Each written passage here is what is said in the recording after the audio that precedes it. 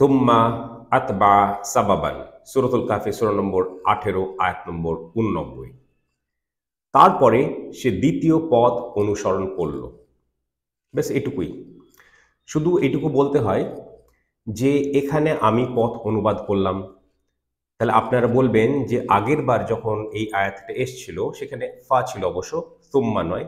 ফাত বা সাবাবান আয়াত নম্বর 85-তে, তখন যখন অনুবাদকরা অনুবাদ করেছিল পথ, তখন আমি আপত্তি করেছিলাম। তাহলে এখানে আমি নিজেই পথ করেছি, তো আমি নিজের অনুবাদে নিজে আপত্তি করছি না কেন?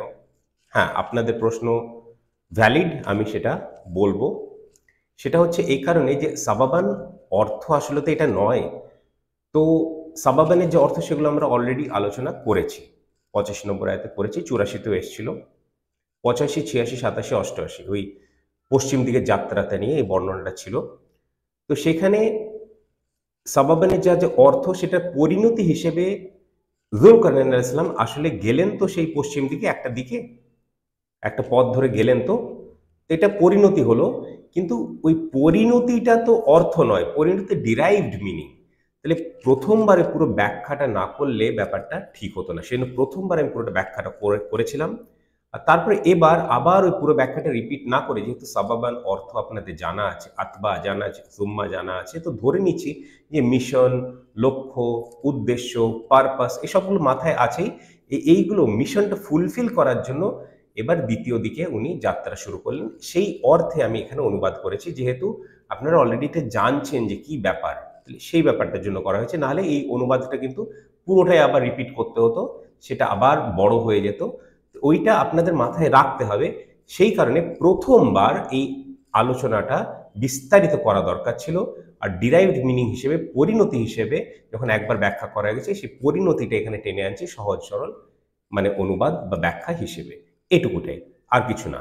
তাও যদি আমরা পড়তে চাই, একটা কথা বললে হয় আসলে, যে ফা সুম্মা দুটোই আসলে অনুবাদ করতে গেলে দেন ইংলিশে, বাংলায় তারপর।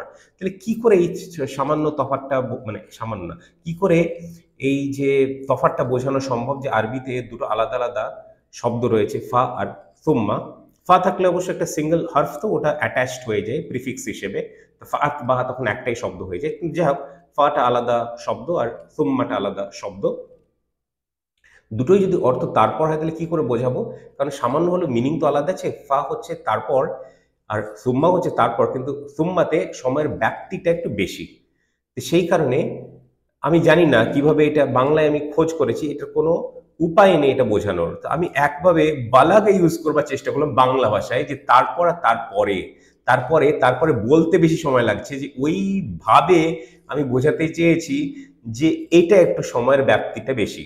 আসলে এরকম হয় না, কিন্তু আমি বাংলার বালাগা একরকম ব্যবহার করলাম, চেষ্টা করলাম যে এইভাবে ব্যাপারটা বোঝানোর চেষ্টা করছি। সুম্মা তারপরে, তারপর না বলে তারপরে বলেছি, এই ব্যাপ্তিটা বেশি বোঝানোর চেষ্টা করেছি বা বলেছি, বা আমি বলছি এরকম, আমি এটা এইভাবে ব্যবহার করছি, সেভাবে পার্থক্যটা করলাম। আতবা সাবাবান, সে দ্বিতীয় পথ অনুসরণ করলো, সে অনুসরণ করলো দ্বিতীয় পথ। এখানে সাবাবান দ্বিতীয় শব্দটাও নেই, কারণ যেহেতু আমাদের জানা আছে যে এটা দ্বিতীয় পথ, কারণ প্রথম পথটা ওটা ছিল, দ্বিতীয় পথটা এটা, যেহেতু আমাদের স্টোরিটা জানা আছে, হিস্ট্রিটা জানা আছে, সেই কারণে এখানে দ্বিতীয় পথ করেছি।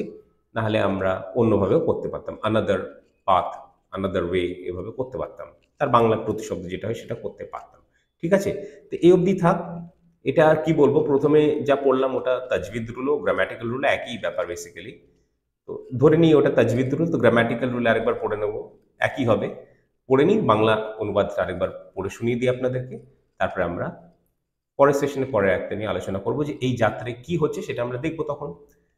তুম্মা আতবা সাবাবান, তারপরে সে দ্বিতীয় পথ অনুসরণ করলো।